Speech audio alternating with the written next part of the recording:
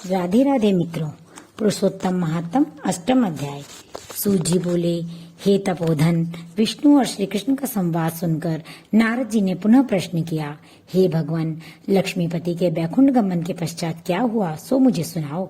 इस प्रश्न से भगवान बद्रीनाथ प्रसन्न हो बोले, श्री लक्ष्मीपति पुरुषोत्तम मास को अपने बैकुंठ में ही निवास दे दिया और वहाँ का निवासी स्वर्ग का निवासी और सब मासों का अधिपति होकर सानंद विष्णु के साथ क्रीड़ा करने लगा। अनंतर हे मुने, भक्तवत्सल भगवान युधिष्ठिर और द्रौपदी की ओर देखते हुए श्री कृष्ण अर्जुन से कहने लगे, हे राज शार्दुल, मुझे विदित है कि आप लोगों ने वन में आकर कष्ट सहे हैं, इसी से आपको पुरुषोत्तम मास का ध्यान नहीं रहा। वृंदावन श्री कृष्ण का प्रिय पुरुषोत्तम मास आदर नहीं पा सका। व्यास जी से शिक्षा प्राप्त करने हेतु युद्धशील अर्जुन भी इस इंद्रलोक पर्वत पर तप करने चले गए। उसके विछोह से दुखी होकर आप लोगों ने भी अज्ञानता में ही इस पुरुषोत्तम मास का व्यतीत होना नहीं जाना और यह सब भाग्यवश ही हुआ। अब मैं आपके दुखों के दूसरे कारण को इतिहास के साथ कहता हूँ, तुम ध्यान लगाकर सुनो। श्री कृष्ण बोले, यह द्रौपदी पूर्व जन्म में एक विद्वान ब्राह्मण की पुत्री थी। समय बीतने पर यह 10वें वर्ष में आई तो इसके नेत्र बड़े सुंदर हो गए और रूप निखर गया। यह चतुर्गुणी और सुंदर थी और पिता को अति प्यारी थी। पिता ने उसे पुत्र की भांति पाला पोसा था, कभी उपेक्षा नहीं की। वह साहित्य, शास्त्र तथा नीति में निपुण हो गई। माता की मृत्यु पहले हो गई थी, इससे उसे पिता ने पाला। पड़ोसियों, सखियों का सुख देखकर वह भी पुत्र आदि की कामना करने लगी। विचार करने लगी कि ऐसी गुणी और भाग्यशाली पति पुत्र आदि मुझे किस प्रकार प्राप्त हो।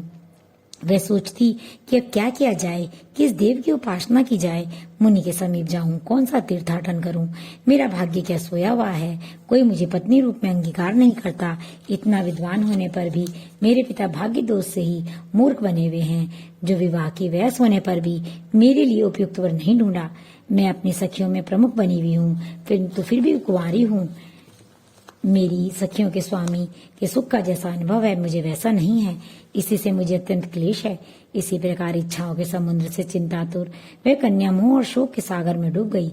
दूसरी ओर वह ब्राह्मण कन्यादान हेतु उपयुक्त पात्र की खोज करने में लगा रहा, किंतु उसके योग्य पात्र नहीं मिला तो वह निराश हो गया। अपनी कन्या के दुर्भाग्य से उसके संकलन का पिंजरा टूट गया और देव गशात उसे तीव्र दारुण ज्वर ने ग्रस्त कर लिया। उसने अपनी पुत्री को स्मरण किया, किंतु जब तक भयभीत पुत्री उस तक आई, उसके प्राण निकल गए। वह कन्यादान करने की प्रसन्नता भी अनुभव नहीं कर सका। गृहस्थ धर्म में पालन किए गए परिश्रम की चिंताएं एवं संसार की सब वासनाएं छोड़कर हरि के साथ अपने को तन्मय कर देते हैं।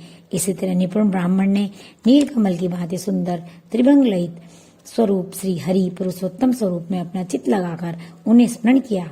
हे राजाओं के राजा, हे राधा के संग भ्रमण करने वाले, प्रचंड भुजाओं से दैत्यों का हरण करने वाले श्री कृष्ण, हे गोविंद, हे मुरारे, राधिका पति, मैं आपकी वंदना करता हूँ, मेरी रक्षा करो। उस मुनि के ऐसे वचनों को सुनकर भगवान ने लोक से उनके पार्षद आ पहुंचे और मृतक की आत्मा को लेकर भगवान के चरण बिंदु में प्रस्तुत कर दिया। अपने पिता को मृत पाकर वह कन्या हा हा करके रुदन करने लगी। पिता के शरीर को गोद में रखे वह करुण विलाप करने लगी। हाय पिता, अपनी पुत्री को सुख से रखने वाले कृपालु, मुझे आप किसके आश्रय छोड़ गए। मुझ प्रीतविहीनी की अब कौन रक्षा करेगा। न मेरा कोई है और न कोई और कुटुम्बजनी, मेरी तपस्विनी माता भी तो नहीं है। हाय, मेरे भोजन वस्त्र की चिंता अब कौन करेगा। हे पुत्री को प्यार करने वाले पिता, तुम बिना विवाह मुझे कहाँ छोड़ गए। तपोनिधि, लौटकर यहाँ आओ। इस प्रकार अश्रु बहाती हुई ब्राह्मण बालिका बारंबार रुदन करती रही। उसका ऐसा करुण रुदन सुन के उस वन में निवास करने वाले अन्य ब्राह्मण सोचने लगे, ऐसा करुण रुदन स्वर में कौन रोता है। तो पता लगाया कि ब्राह्मण की पुत्री रोती है, उसका पिता मृत्यु को प्राप्त हो गया है। सो सब एकत्रित हो विलाप करते हुए उस ब्राह्मण बालिका के निकट पहुंचे और रुदन करने लगे। अंत में उन्होंने उस बालिका की गोद से मृतक शरीर को उठाया और काष्ठादि से चिता बनाकर शिवालय के निकट शमशान में उसकी अंत्येष्टि कर दी। तदंतर दुखी ब्राह्मण बालिका को धीरज बंधाकर सब अपने निवास स्थान को लौट आए। बालिका ने पिता के सभी दैहिक विधानों में यथाशक्ति व्यय किया और उसी वन में अपने पिता के विछोह में दुखी रहने लगी। इति श्री वृत्रार्धे पुराणे पुरुषोत्तम महात्म श्री नारायण संवादे कुमारी विलापो नाम अष्टम अध्याय संपूर्णम्।